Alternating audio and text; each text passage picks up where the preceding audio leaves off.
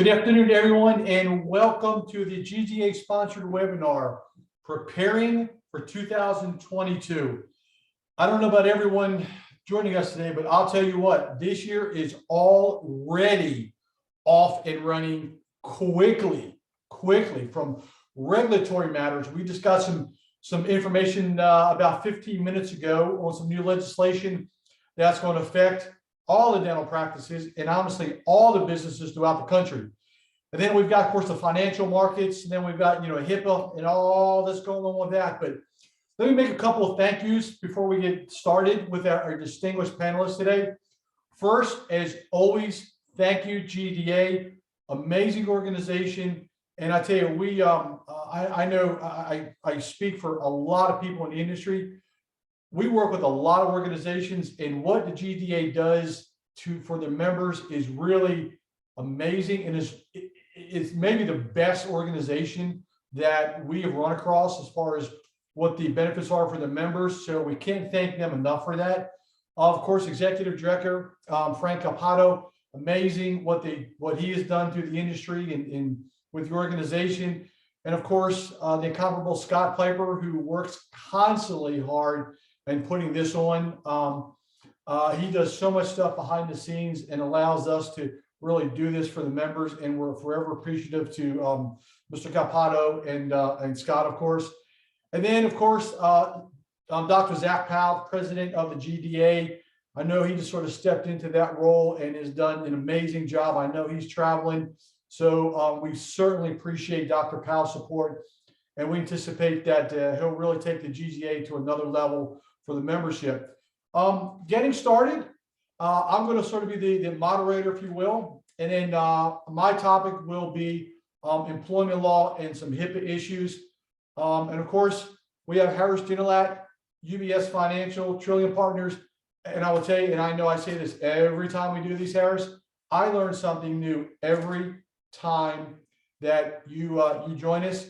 And I know you are the endorsed provider for the GDA Financial Services, and you've got your pulse on the dental industry throughout the country. And I know UBS has some amazing information you're going to relate to us today. So it is always a pleasure. It is always an honor. And again, I know that you're going to give them some little rough news, maybe not some rough news. Yeah, we'll see how it goes. And of course, Debbie Carr. Debbie's with the DD Carr and Associates. And I met, and I had the privilege, and I say privilege, but I mean it sincerely, of meeting Debbie a number of years ago. We were on a panel discussion in Florida, and she talked about HIPAA. And I think she was sitting to my left, a couple people down on the panel, and I was absolutely blown away. And whenever I hear Debbie speak and say things, I literally will refer to her as the HIPAA expert throughout the country. So I know that title is well deserved, and I know she's on the forefront of a lot of information. So without further ado, we're going to have Harris Dinalat, UBS Financial, up first. We'll talk about the markets, give us some good information, and then we'll jump right into Debbie's presentation, and then I'll round it up on the employment law side and some closing remarks. Harris, it's all yours, my friend. Thank you as always. Fantastic. Thanks, Stuart. Can you hear me okay? All good? Perfect. Well, good afternoon to everybody, and thank you for joining the GDA webinar. I want to thank Stuart and Oberman Law for putting this together. We have a large audience today, so obviously there's some topics of interest, and so we're going to take advantage and give you all the great nuggets that we've got. I also want to thank Scott and the GDA, Frank Capaldo and that group. As Stuart mentioned, we've been the endorsed wealth management and retirement plan provider for the GDA for 20 years. This is our 20th year anniversary, which is hard to believe. We do financial planning, and we also do retirement plans for the practices. We'll talk about that at the very end. But we've got a lot to share here. So I've got a deck that I'm going to go in and share, and I'm going to hop right to it. So as Stuart mentioned, we are Trillium Partners at UBS, located here in Atlanta, and we've been working with the dentists since 2002. So markets, January has been eye-opening for markets and financial, for the economy. for financial markets, stocks, bonds, and not in a good way. As you can see in that top bullet here, January recorded the largest monthly decline since March of 2020, which was the start of the pandemic. And it's the worst January performance since 2009. Why is that?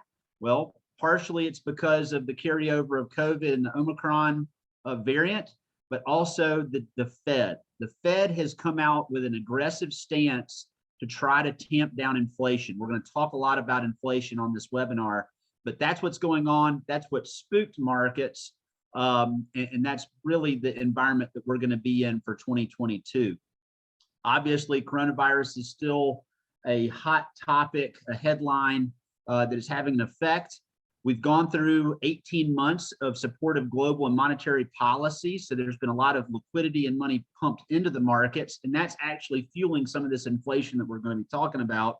And we're still kind of in a mode of wait and see as far as where the markets are going to go. As I always like to say, the markets, there's a lot of things the markets don't care about, and that we get we consider it noise we get brought into. But the reality is that the stock market especially doesn't like one thing, and that's uncertainty. And unfortunately, we have uncertainty across the board. And so we'll come back and talk about what our preferred investments are, but I want to kind of set the stage of what's happened. So as you can see on this mountain chart here, this is the S&P 500, the 500 largest companies in the country. And you can see for 2021, we had a pretty straight up market. The S&P was up over 20%. Most of the US equity or stock indexes were up over 20%. International didn't do quite as well. And emerging markets, China, India, Russia, they were actually negative last year. So if you owned part of that market, you saw a negative return for those investments. But you can see at the very end, the tail here, as we got in, we had a little kind of Christmas Santa Claus rally right here at the end of December. And then we've gone straight down and gone into what we call corrective territory, meaning the S&P 500 actually dropped 10% top to bottom for the reasons that we just talked about. When we look at the individual assets, you'll see that this is not only just equities, it's also fixed income and bonds too. So bonds across the board, as you can see through this top line, all showing negative numbers or flat year to date. And that's coming off of a year last year where bonds, the majority of bonds were negative, as you can see on the second column here. But equities is a different story. If you see this column, and I'm going to highlight a couple of these, large cap growth was up 27%, value was up 25%, a lot of big numbers here. But if you go into the 1 month number here in January, you can see that we're negative. Small cap down 9.6% is the worst performer for the year so far. So enjoy the gains that you got in 2021 because you've given some of them back here in the first month. Now, why is that? Well, there's a couple of things that are going on. One is just historical returns. So if you look at these numbers up here at the top, that's large cap, large stocks up 31, 21, and 26% back to back to back. This is what's given investors the feeling of the market might be in a bubble, because it's very rare. You don't see many other periods in this chart that show those types of returns back to back to back. If you're a diversified investor with fixed income and stocks in your portfolio, you were probably closer to an 8 to 10% return last year, depending on how conservative you were. But as you can see, the money to be made was in large cap. But what does the best last year is frankly doing the worst, or one of the worst performers this year, as you can see, down 5%, and small caps down 8.6% for the start of 2022. So I think the message here is that if you've been not paying attention to your portfolio, when you get your January statement, there's a good chance you're going to see negative numbers. Now, why? Well, we can see a couple things. One, travel and leisure is down. The far left column is TSA passengers going through the turnstiles at airports. Those numbers have come down since the summer. In addition, weekly seated dinners, people going out to dinner, has come down some since the summer. But what's interesting is on this chart, as you can see, the labor market, and this gray line over here on the left is the area for the most recent time frame. This is 2020 and on. You can see the big downdraft when the pandemic hit, You can see how far we've come back. And I know it gets in all these squigglies, but we're right at about a 4% unemployment rate. So we're back to full employment. And that's kind of part of the issue. And so the big data point or the big news item happened a week ago today. Economists from across the country were looking at the jobs numbers. And the expectations were we were going to see a negative number for the first time in a while. Matter of fact, there were some that were predicting negative 700, 800,000 jobs lost for January because of Omicron. 78 of the top economists in the country came out with their predictions. The number was actually mind-blowing. It was up almost 500,000 for the month. The prediction of those 78, the top predictor, the highest number that economist predicted was half of what the actual number was. So why is that important, and why do you need to be paying attention to that? Well, right now, the Fed, which dictates interest rates, is in a pickle because as inflation continues to go up, we had a big inflation number yesterday where we're up 7.5% year over year. It's the biggest number we've had since 1982. So now the Fed looks at inflation and says, we have to tame that. And the only way, or the only levers that we have to use, is decrease of quantitative easing or all of the stimulus money that's going in. So they're doing that, and then raising interest rates. Prior to that jobs number, most economists were expecting 3 to 5 interest rates this year. After, Goldman Sachs, Bank of America are now predicting 7 interest rate hikes for 2022. That's a big number. But that gives you an idea of just how behind the curve the Fed is, and frankly, how much they've missed this inflation number and these inflation predictions. And inflation is like toothpaste. Once it gets out of the tube, it's very hard to get it back in. And that's the challenge. We've spoken to 3 of the largest fixed income managers in the country, each of which managing billions of dollars in fixed income bonds. And they watch rates on a daily basis. And to give you an idea of the uncertainty, all 3 had very different predictions of where this market was going to go. The most bearish, or the most hawkish, meaning expecting more interest rates to go up, said that they saw 7 this year and probably another 3 next year. That's how far behind the curve and how much they think interest rates have to go up. Our most bullish or dovish of those 3 predicted that we'll get 2 rate hikes, and those 2 will disrupt the economy and the market so much that that will be enough to tame inflation and to normalize the market, and that will happen by the time we get to this summer. So those are very differing predictions from really smart people that are watching this on a day-to-day basis, who have hundreds of analysts behind them. And it goes back to why this uncertainty issue is spooking the markets. I think that by the time we get to this summer, we're going to have a much better idea of what inflation looks like. Right now, there's too many differing factors. The example that one of the managers gave us was what the Fed is trying to do right now. We see these videos of the military helicopters that are trying to land on a cruiser out in the middle of the ocean, and the waves are going up 10 feet, 20 feet, and there's 50-mile-an-hour winds, and there's people shooting bullets, and they've got a very finite place to land. That's what that's the analogy given to what the Fed's trying to do right here. If they miss, meaning that if inflation has already gotten away from them and these rate hikes do nothing to tamp it down, then we're talking about a worst case scenario that looks very similar to the late 70s and early 80s. We're talking about food shortages, gas shortages. We're talking about, the price of bread going up 20% in a month or 2.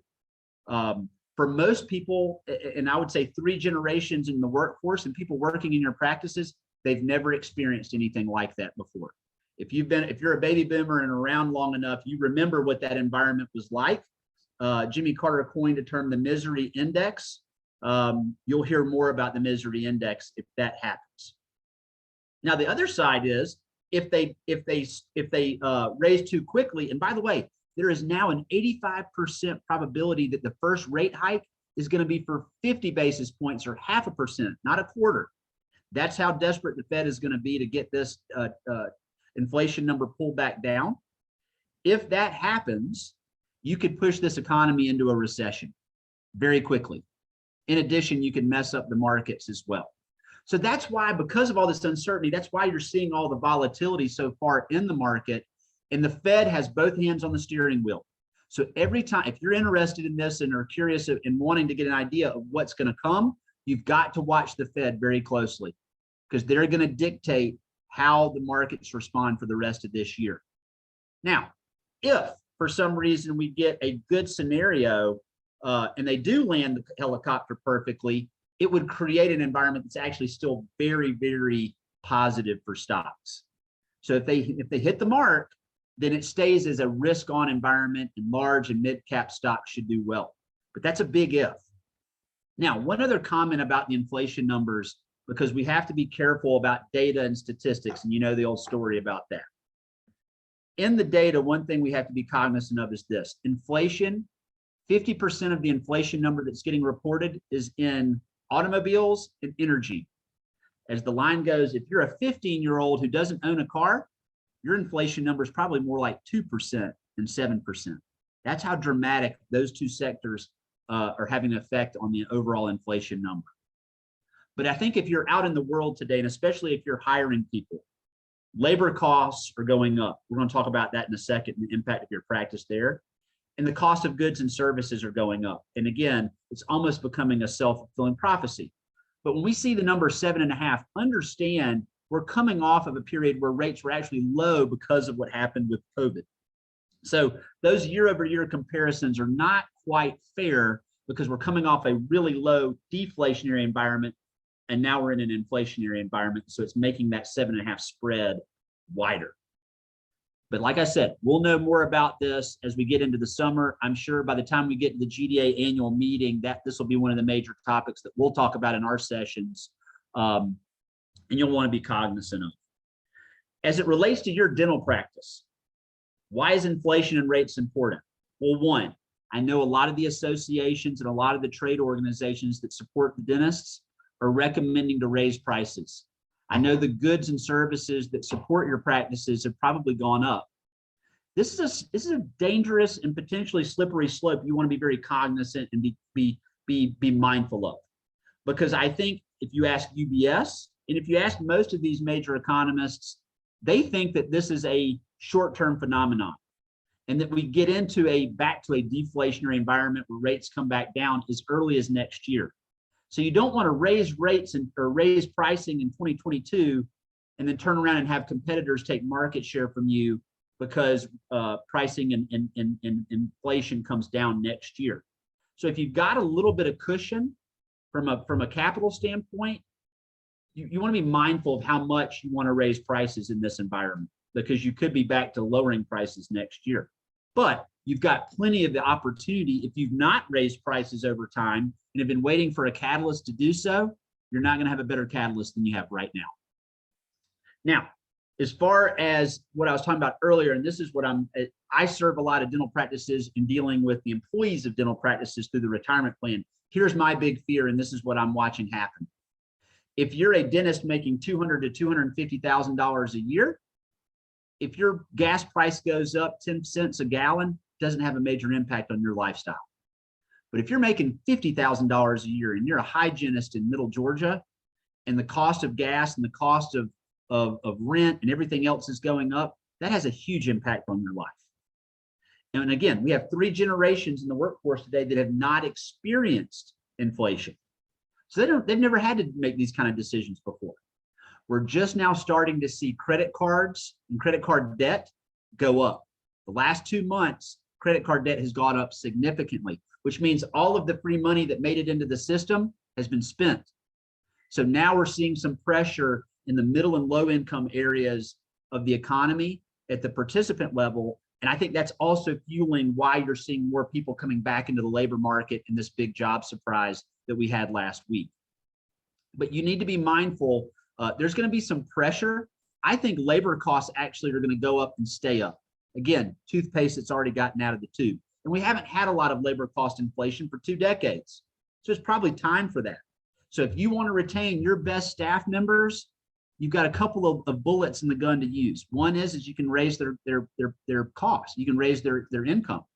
The other is magnifying the benefits. Retirement plans, 401ks, profit sharing have never been more attractive than they are right now. And that's how you can keep your best people in their seat. Now, for my older dentists on the call, where this is going to have an impact for you is more in your retirement income. Because when fixed income and rates go up, bond prices come down. And we're seeing a lot of our, what I say, 60 to 65-year-old baby boom dental clients taking advantage, but they're not wanting to go into fixed income because they don't see return. And we have to remind ourselves that fixed income is also a little bit of an insurance wrapper on your portfolios. We talked about 2000 to 2010 as the lost decade because of the two bear markets that happened in that 10-year period. And so for a lot of baby boomers, they weren't able to retire even if they had wanted to. That's changed. Part of the great resignation and part of all of this inflow of people leaving the labor market is this demographic. And it's what I showed you earlier. They've had 3 straight years of 20+% returns in their 401ks. Their practices are worth more. We're seeing a lot more dentist transitions than we've ever seen. And I know Stuart will probably talk a little bit about that in his session. But we want those participants and we want those retirees not to have to come back in the market. The reason why we were even endorsed by the GDA, if you saw 2002, that was during the dot-com bubble bursting. And there were so many dentists that had retired in the late 90s with huge balances that lost them during that 2000 to 2003 period. And that was the whole reason why the GDA came to ask us. That was the genesis of this relationship. I do not want to see history repeat itself.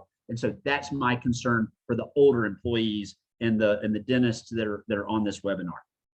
So I'm over my time. I'm going to put my contact information, and I want to end with a happy story because I feel like everything I've said so far has been kind of negative. Why do we do this? And why do we enjoy working with the GDA? Well, we have 4 certified financial planners on our team, and we work with hundreds of dentists, both in the state of Georgia and we have the same endorsement in Alabama.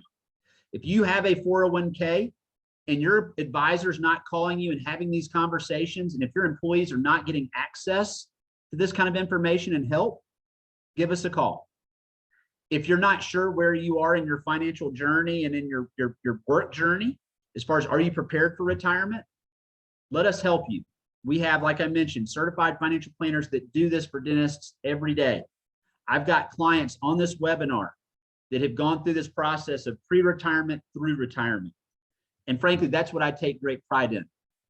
Next month will be my 22nd year doing this. And I've had 5 or 6 moments similar to what I'm about to describe, but this is the best part of my job. Last weekend, I was with my family up in Highlands, North Carolina for a little quick getaway. And we were eating dinner at a restaurant in downtown. And in the middle of the dinner, one of our clients walks in the door, he and his wife. They sold their practice last year. I got up from the table, walked over to talk to him, and big hugs. Hey, everything, how are you doing? It's great. What are y'all doing up here? Well, my wife and I come up every single year. And for the last 35 years, this weekend we carve out, and I can only come up for the weekend. And this year's the first year I can come up for the entire week. And I'm telling you, we're having a wonderful time. They were staying at the Old Edwards Inn, eating out, shop, having a big time. And I said, that's great. I said, how's retirement going? He goes, retirement is phenomenal. He goes, it's so nice. And you all did such a great job of preparing us for this transition. And it's better than I ever thought it would be. And I could just see there was a sense about him that I'd never seen before. He was glowing and his wife was glowing. And as he started to walk away, he turned around and looked at me. He said, Harris, you know what? I think we timed it perfectly. And you know what? He was right. He did time it perfectly.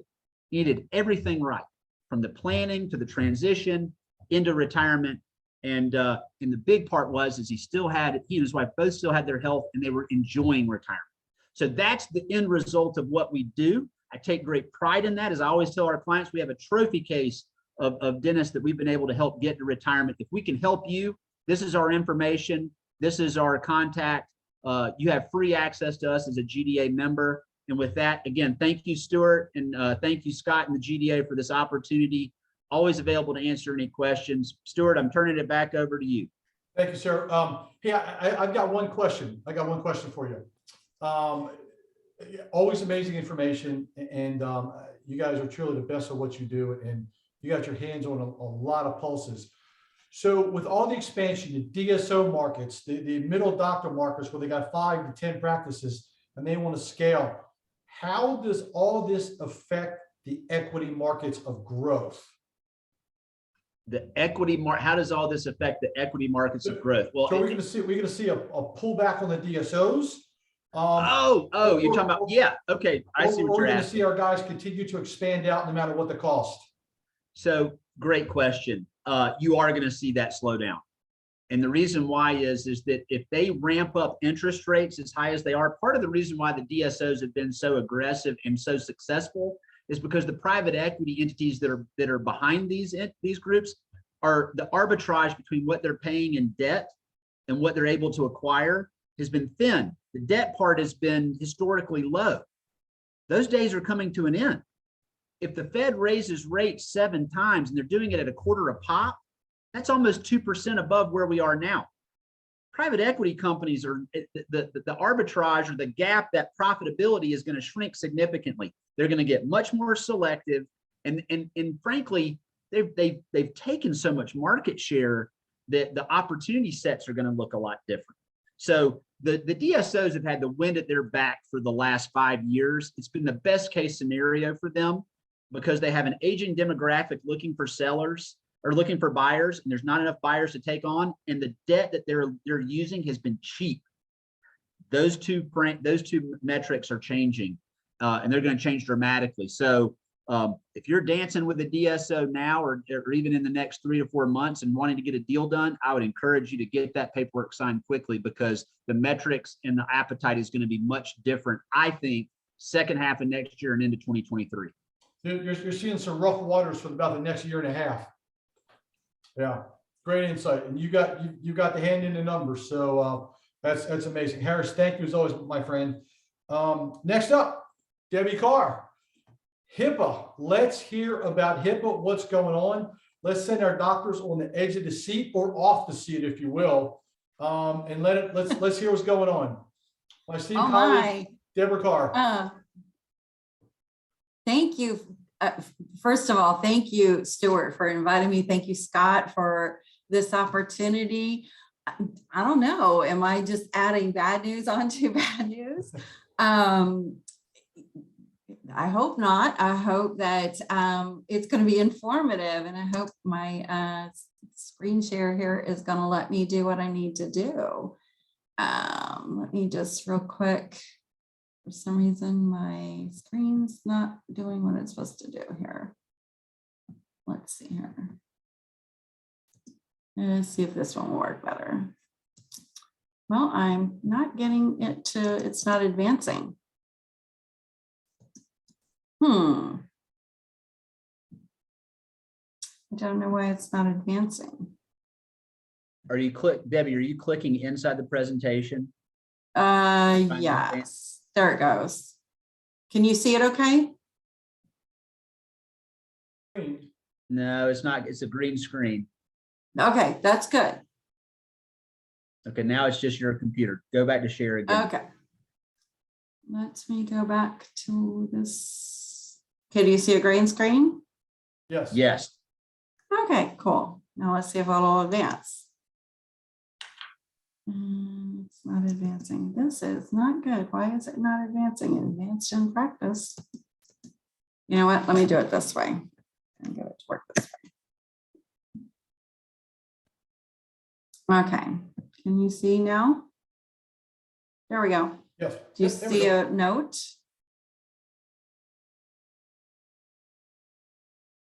Can you guys see okay? Yeah, I think we've got we got file decryption button and click the copy Bitcoin address. Okay, perfect. Then you're seeing it. So Yeah. What this is a ransom note, and this is the reality of what is happening in practices across the United States. The estimate is that a cyber attack will happen every 11 seconds. A lot of times dentists think that they're just dentists, that they don't need to worry about this, but the reality is that a dental office is the prime target.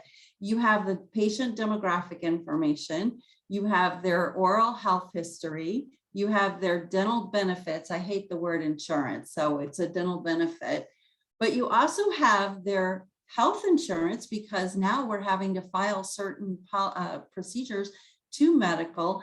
And yes, we take their medical information prior to I came out of a perio environment. And so, if you're going to do an osseous surgery, you want to know, are they on a blood thinner? And so you have the entire person. So when a threat actor finds out that they are in a dental practice, they are ecstatic. And we've seen an uptick, not only in the type or the amount of attacks that we're seeing, but the types that we're seeing.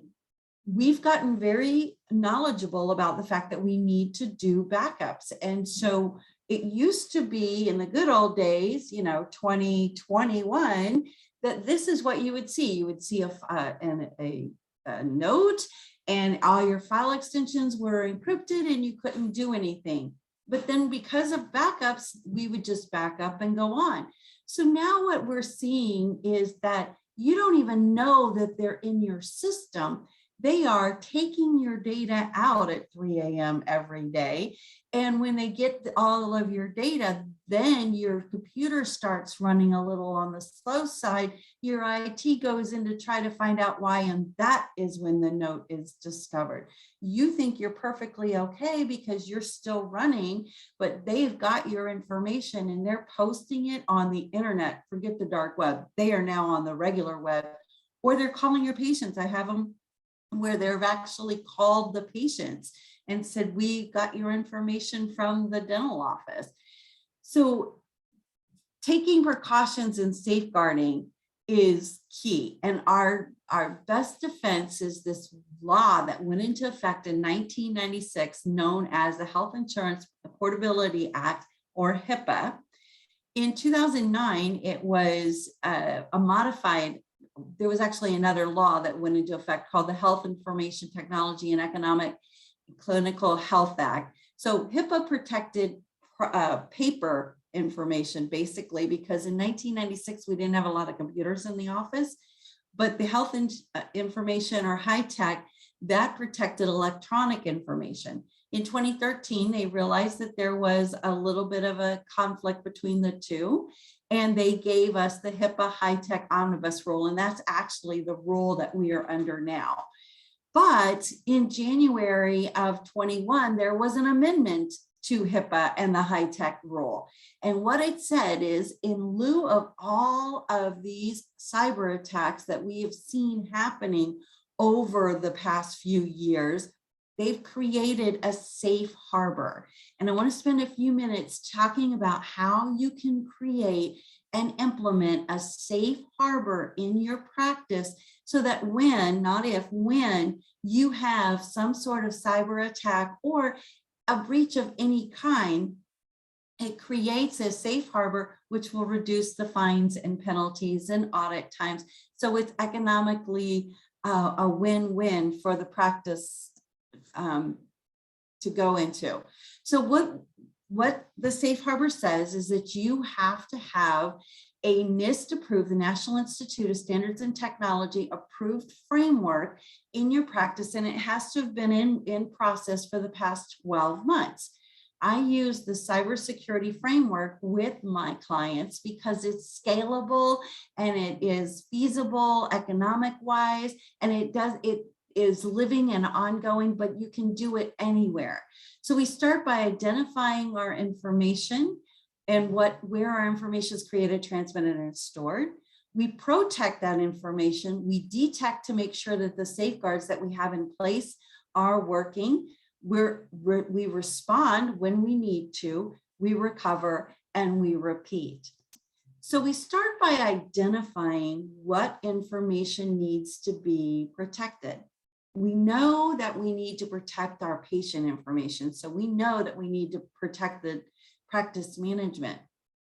What I find a lot of times when I'm dealing with incident response is that there are other processes that are critical to the operation of the business of dentistry that are not receiving the same protections. I had in 20 and 21, I had a lot of doctors that their QuickBooks was compromised. They're trying to get PPP loan for their employees, and their QuickBooks is compromised because they wanted to protect that information. So they were using it on their personal computer or their computer in their office, and it wasn't formally being backed up. So I had practices that were paying ransom $15,000, $25,000 to get QuickBooks back. We had their patient information, but not their QuickBooks. So you want to identify what information or processes are critical to the operation, because that's what we're going to protect. In our world, we want to protect the confidentiality, integrity, and availability of patient information, as well as how it could affect the practice. QuickBooks, Office 365, if you've got all of your documents there, could be what we're going to put in that triangle. Once you identify what information you need to be protecting and where that information is created or transmitted or stored, you want to conduct a risk analysis. And a risk analysis is where you look at the information and you look at the controls or safeguards that you have in place, and are they adequate? I always recommend that you have a third party do a risk analysis, because like when we go in and do a risk analysis, we look at things a lot differently than you might look at them, because we're seeing an example. I had an office where the office manager was doing payroll and went to lunch. She left payroll information, all the blank sign checks on her desk. Her door was not locked and people were going in and out. So at minimum, employees were able to see what everybody else's salary was going to be, and that could cause some problems.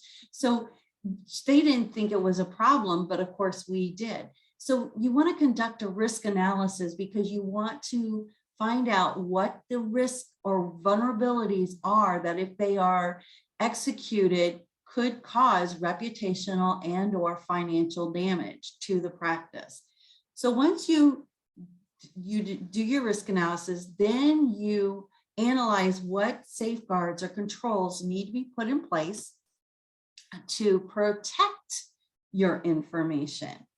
And everything that is here, the nice thing about this is it all aligns with HIPAA. Everything will you will fall into compliance by default. But the main thing is you are also securing your practice.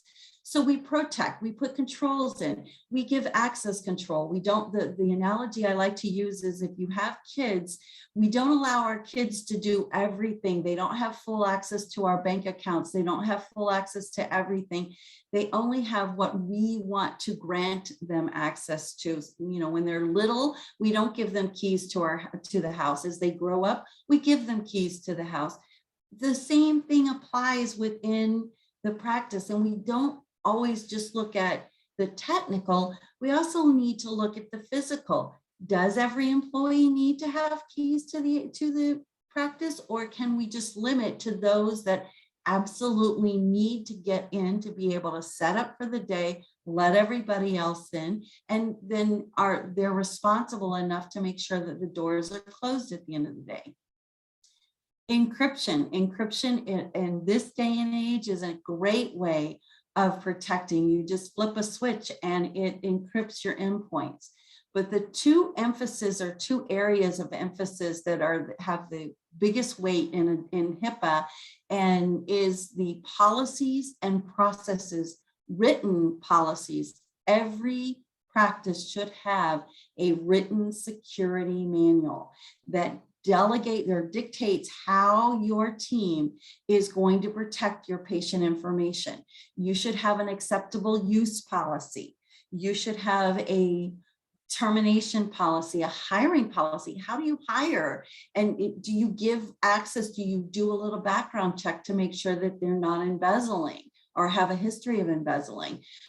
Do you have a clean desk policy that before someone leaves for the day, that they have to clean their desk and make sure that no PHI or practice sensitive information is left out, available and accessible to other people?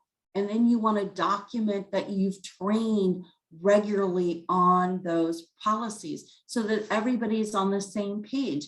A lot of times we think, oh, they should know this. Well, yeah, they should know this, but they don't know this. So we've got to have those written policies and processes. And when you do add a new person, you can train on that, and they automatically know what you expect and how you expect things to be treated and handled in your practice. One big area that I get calls on constantly is so-and-so office is not releasing the records, because what's happening is the front desk is going with what she was trained on 5, 6 years ago, or even 20 years ago, and hasn't changed her mindset. Well, there's a whole new law that went into effect back in 21. It's called the 21st Century Cures Act.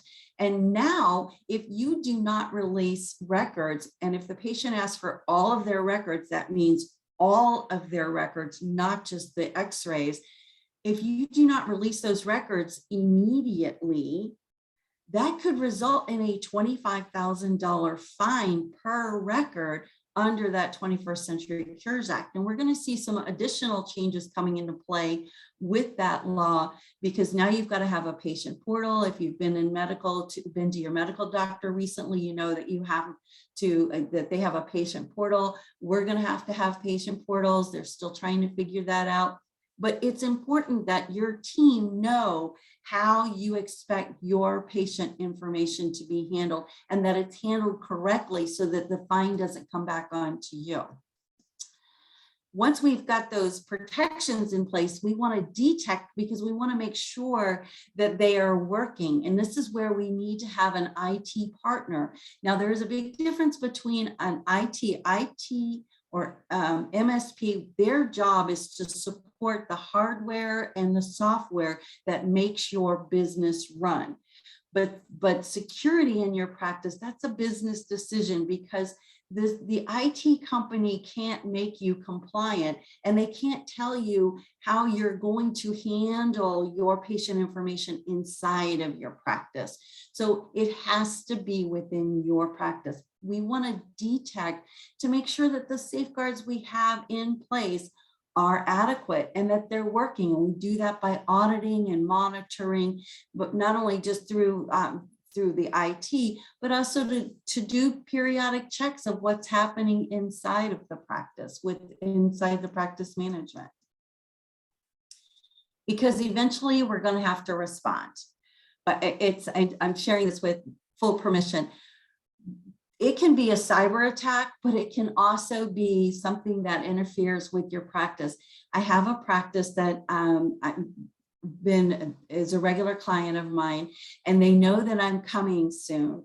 And so the doctor had gone on vacation over the holidays, and the office manager said, okay, I know Debbie's coming, so I want to go through the list that she told us that we had to do. And one of the things was that her server needed to be up off the floor because it was sitting on the floor. And 2 days after the doctor got back, the fire sprinklers went off, but because the server was off the floor, there was no damage to the server whatsoever. There was a few wires that got wet, but that was it. So we have to prepare for all of those things. And yes, a cyber attack can be devastating, and you have to have a plan in place on how to handle a cyber attack, because that is and aligning with HIPAA is critical. HIPAA requires that you do a forensic investigation, and that you go through a assessment to determine if there is low probability that the information was mishandled. If your information has been taken through a cyber attack, you have lost control, and it is automatically a reportable offense. So what we need to do is we need to do an investigation to determine, is there low probability that the information is going to be misused? If it's through a cyber account attack, that low probability has gone to high probability. But we want to rule out, was the data exfiltrated? So when a cyber attack happens, you have a security incident. And it is important that you handle it in the right way to meet HIPAA. I'm seeing a lot of doctors that what they're doing is the IT is coming in and they're restoring them, and they get back up and running, and they're not doing that assessment that is so critical. And by failing to do that, and again, going back to what I said earlier, the threat actors now, what they're doing is they are taking your information and they're posting it. If you haven't documented that assessment that you did, it's going to come back as negligence on your to you. And so it's very critical that we respond in the right way. We do a forensic investigation and we go through the assessments that HIPAA requires. Because we want to recover, we want to get back up and working. That is the whole purpose of a backup, is to get back up and running as quickly as possible. And I'm not saying we're not going to need that backup, but the way that the threat actors are working right now, we need to have those protections in place and detecting what's happening so that we can be able to respond as soon as there's an irregularity, as soon as there's abnormalities, so that we can stop the attacks from happening. Insurance is a great way to help offset a lot of the cost that are involved when you have a cyber attack, because it can be very costly. You have the forensic investigation that's going to be run right around probably 35 to 45,000 just for the investigation, and then you're going to have attorneys, and then that's if data wasn't exfiltrated. If data was exfiltrated, then you have reporting. All 50 states and Puerto Rico have laws to protect their residents. And so what happens is that you have to report to wherever your patient was residing at the time of the breach. I had a client in Massachusetts that she thought everybody was in Massachusetts, but come to find out, with the pandemic and everything, they had gone home to New York, New Jersey, Delaware, and Virginia, as well as Massachusetts. New York, New Jersey, California, North Carolina, they have laws that protect their residents no matter where they are. So we wound up having to report to all 5 states. So you can see where it can become very, very costly. And then we want to be able to resume operation or recover. So there's the cost of recovering because hard drives have to be replaced, and to get the hard drives taken out and to get everything wiped off of the computers and all the things that take place with that. So you want to have an insurance policy to help offset those costs. And I know that this Georgia Dental Society has a cyber policy that covers attacks through their insurance. Don't reinvent the wheel. Use the resources that are available to you. And I'm sure that they can talk to you about getting a standalone cyber policy if you don't have one. Again, I know time is short. My name is Debbie Carr. I'm with DK Carr and Associates. There's my contact information. If you have any questions, I'm happy to answer them. I'm always happy to help anytime I can. And so feel free to reach out. Debbie, thank you as always for an amazing presentation. And I know that the information that you provided will be certainly sharing with our doctors for sure. And it's always enlightening with what you're doing. So thank you for your time, preparation, and you're truly one of the best at what you do. So we appreciate that. So, well, next up is my part. So we're going to go ahead and take a look at really where things are at on the employment side.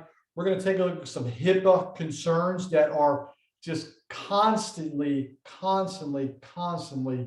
resurfacing, and some things are going to be very, very surprising as we go through this. So what are we going to look at? Employee manuals. You know, as our clients purchase practices, sell practices, I will tell you, employee manuals are an absolute disaster. So going forward into this month, all these should be evaluated. We'll provide very specific guidelines, which must be, we feel, included in these employee manuals.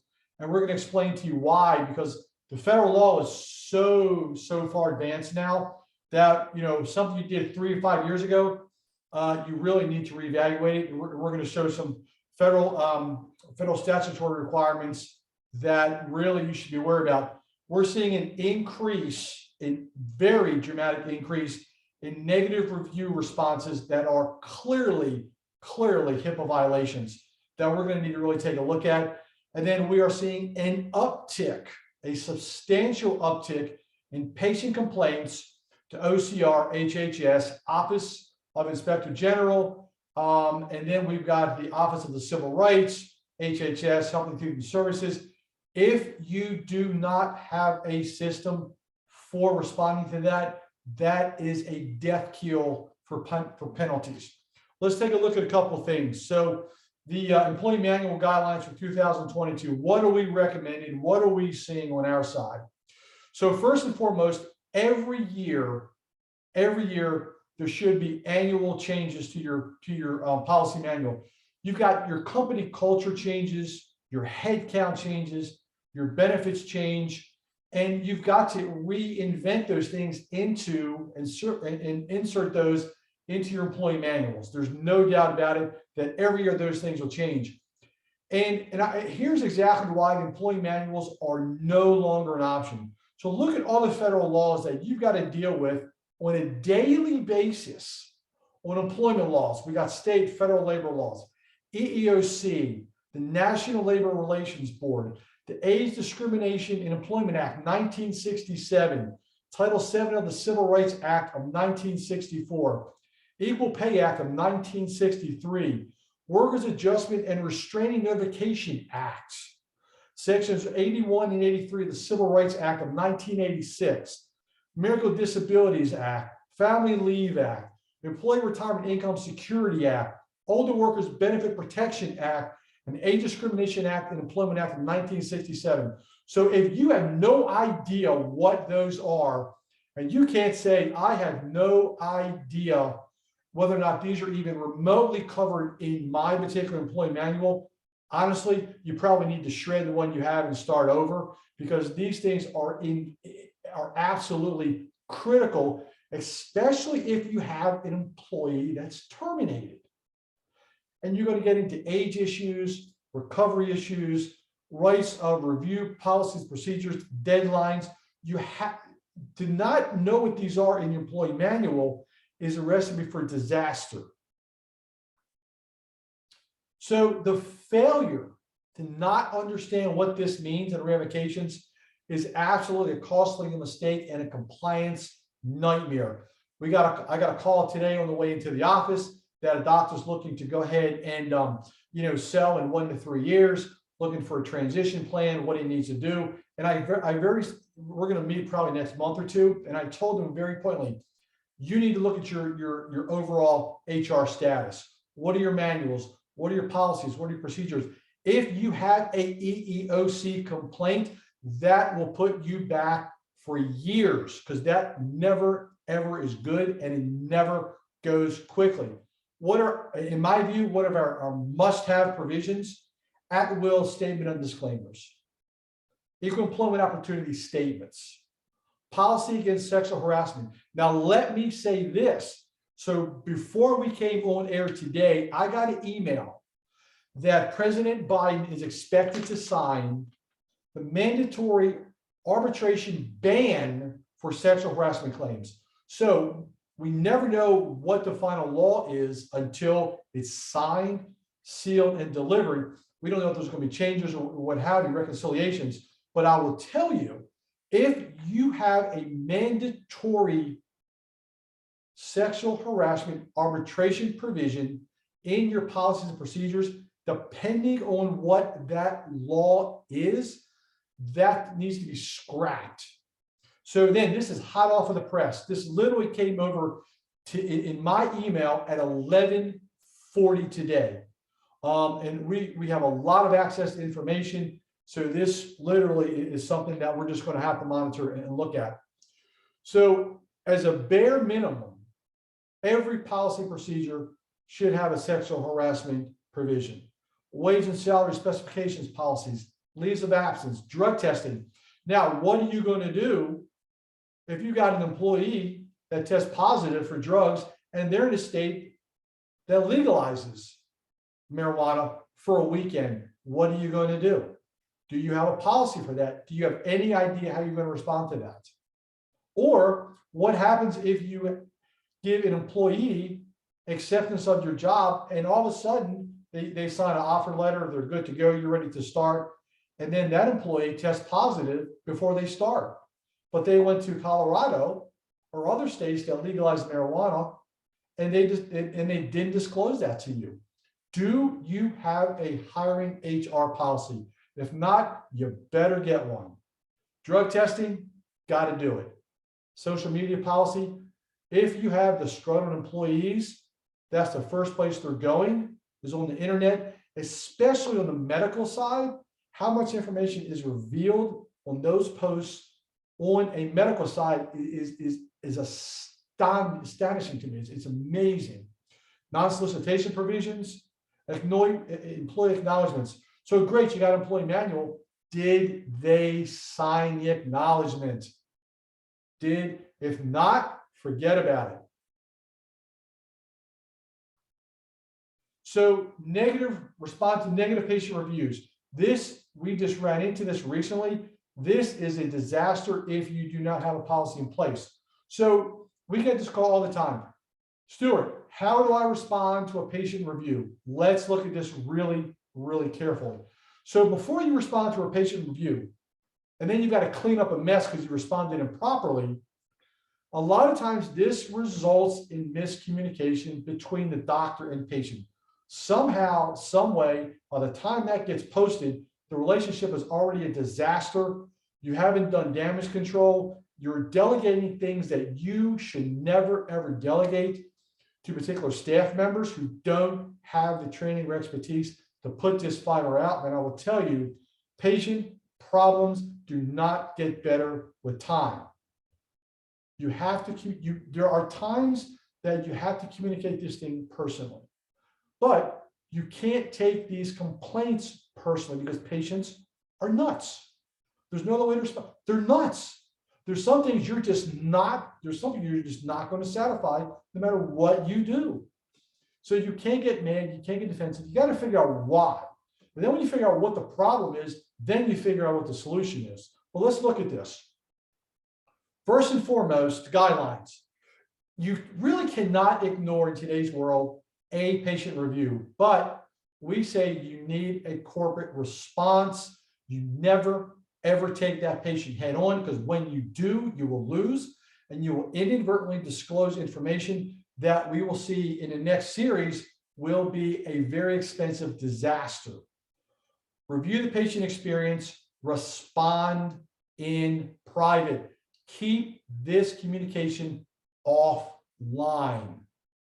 Never, ever, and we're going to see why in a minute, divulge any patient information, PHI.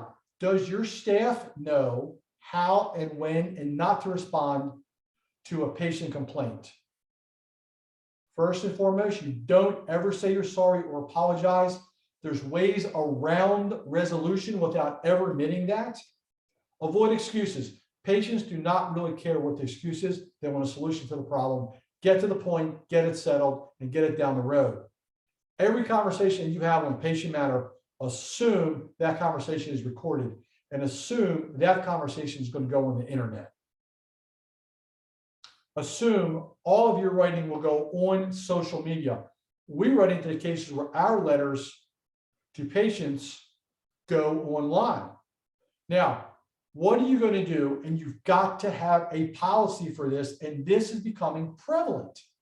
What are you going to do if you got a Title VI violation where you are accused race, national origin, sex, age, and religion for discrimination? How are you going to respond to that? What's going to happen is you're going to get that response because someone's going to bring it to your attention, and you're going to fly off the handle. And next thing you know, the doors are open, communication's open, and you got a huge problem, which we're going to see in a little bit. So OCR, Office of Civil Rights, HHS, you better know what that is. You better know how to respond to it, and you better be prepared to get this kind of letter. Now, let me show you what it is. So you're going to receive a letter from OCR, HHS. Now, what do? Where all of a sudden you got data requests, you got non-compliance penalties, you are allegedly had violated federal law, and you got 30 days to respond. Really? You will never get this done in 30 days, I will assure you. How you respond to it, what your procedures are that ever led up to that will be critical for you. And I want to show you why. So this is an absolute genuine letter that one of our doctors received November 2nd, 2021, because the office administrator, the person in charge of the policies and procedures for responding to social media, flew off the handle and indicated certain PHI information they should have never, ever done. So what happens is they got a complaint, and next thing you know, you got this wonderful letter. Now, if you want a copy of the slideshow, we'd be glad to provide that to you so you see what this letter is. But you have got to be able to respond to this, understand what it is, and let's walk through this. So that, you know, we've got the introduction. What did you do? How did you do it? What did you violate? Now, next thing you know, you got a data request that's going to take you hours and days to complete and comply with. Do you have a process in place? So all of a sudden you get a HIPAA breach notification. You call Debbie Carr, and then next thing you know, you're getting a letter like this. And my first question is, what's your policies and procedures? And 99% of the time, you're going to say, I have no idea. I don't have one. So how do you respond to this? Do you let someone at the lower level respond to it, or do you have a compliance privacy officer? Now, if you are a small practice or group practice, you better be on the person that you better be the person that you are the privacy officer, because it all goes back to you. The buck stops with you. So now all of a sudden you get the penalties for non-compliance. You're going to get probably the same letter if you refuse to provide medical records. And that's the next problem. And Debbie previously mentioned that. So do you know what the penalties are? Chances are you have no idea what the penalties are. Let's keep moving forward. Again, they got a definition of what the request is. Basically, if it's in your hands, in your office, and it's that patient, they want to know. They want to know what your manual is. What are you going to do if you submit to them? All of a sudden, your manual is 4 to 5 years old, and you're way out of compliance. You have no policy and procedure in place for remote communication with your patients. You're sending stuff back and forth to your patients electronically. Potential problem without an authorization. This is your definitions. Then it keeps going on. As the government keeps going on, the definitions get longer and longer. The requests get longer and longer. They will drill down on you. And if you don't have a process to respond to this, you are in deep, deep trouble. Again, more definitions. So I want to go back to this a little bit. And I really want you to take a look at the letter, what it says, but I want you to take a look at what they've requested. Number 4 specifically, a copy of blank policy procedures regarding the disclosure of protected health information. 99% of our doctors have no idea what that is. They don't have a copy of that. I will guarantee you probably 95% of our doctors do not have 3, 4, 5, 6, 7, 8, or 9. Critical. I want you to go back today, next week. I want to make sure you have that.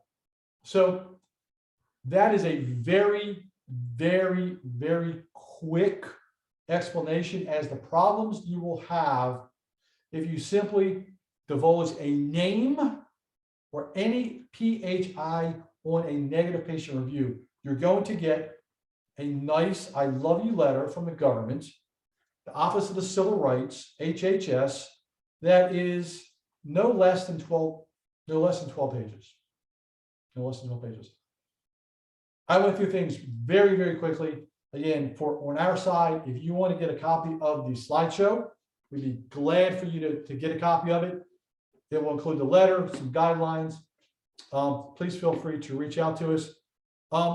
We are very fortunate, I know I say this a lot, is that we also have put out a recent employment matter of what things are coming out of California and what things potentially are coming east. What starts in California comes right to the east. So if you have not signed up for our newsletter, we are putting out a big, big series right now on HR matters, what to expect, different law changes. We're also looking at, we have different tax articles. So we're trying to be as informative as we can. If you're interested, again, please let us know. But in closing, if I scared you, I did my job.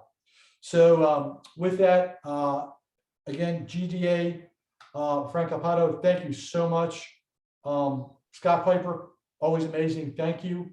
Dr. Zach Powell, thank you for your input, your support. What you're doing, the president, is amazing.